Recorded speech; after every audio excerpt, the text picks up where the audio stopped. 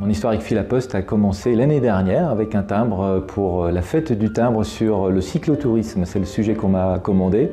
Donc j'étais très heureux de travailler sur ce beau timbre. C'est des notions plus qui me sont chères, de pouvoir imaginer les modes de transport écologique.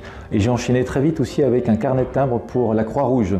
Donc dans une technique que j'affectionne particulièrement, comme il faut travailler en petit, je suis graphiste de formation, donc j'ai pu travailler un peu à la manière de la sérigraphie avec des gestes qui sauvent représentés sur cette collection de 10 timbres.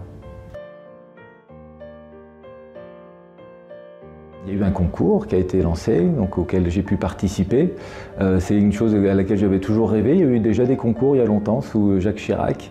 Donc là, ça a été une opportunité extraordinaire de pouvoir me rapprocher de ce sujet-là, avec 3 propositions. Et puis il y en a une qui m'a particulièrement...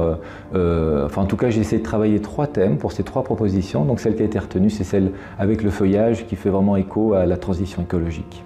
Voilà, qu'on voit derrière toi. Exactement, juste là.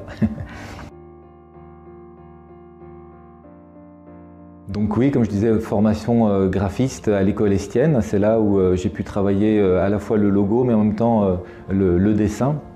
Et la technique de la sérigraphie me plaît énormément. Donc je travaille en fait sur papier classique avec pinceau, encre de Chine que je scanne, et c'est sur ordinateur ensuite que je crée mes différentes couleurs, un peu avec ces décalages de couleurs qu'on peut trouver quand la sérigraphie est imprimée en mode traditionnel. Donc je travaille beaucoup cette technique-là qui est à la fois efficace en petit comme en très très grand. Donc je réalise aussi beaucoup d'affiches sur ce style-là. J'ai eu la chance, ayant vécu pendant 10 ans à l'étranger, au Chili, j'étais vraiment avec une nostalgie énorme de la culture française, de notre patrimoine, avec ses petits villages, ses ruelles pavées. Et c'est APRR qui m'a commandé, au moment où j'arrivais en France, il y a maintenant 7 ans, une série de panneaux autoroutiers qu'on trouve sur les autoroutes, qui signalent les lieux emblématiques, les sites touristiques. Donc moi j'ai été vraiment ravi parce que là se trouvait dans le cahier des charges tout ce que j'aime, renouer avec le paysage français, les lieux culturels, à la fois avec un cahier des charges qui peut être assez contraignant mais moi que j'adore utiliser, des harmonies colorées restreintes, et puis il fallait que ce soit lisible très très vite puisqu'on a 2 secondes pour lire le panneau. Donc voilà, ça a été un travail que je poursuis encore, peut-être pour le Jura prochainement. Et j'ai enchaîné aussi avec la Fondation du patrimoine. Et puis également, en étant installé à Angoulême, je réalise beaucoup d'images aussi qui mettent en valeur les lieux emblématiques de cette ville que j'aime beaucoup.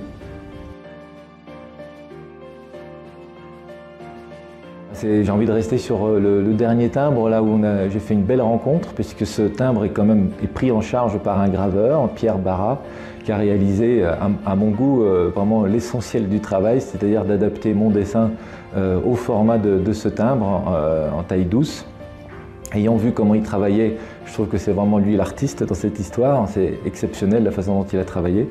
Et en ayant échangé avec lui, je me suis aperçu qu'on avait eu la même formation à l'école Estienne, à quelques années de différence quand même, on a dû avoir un professeur en commun.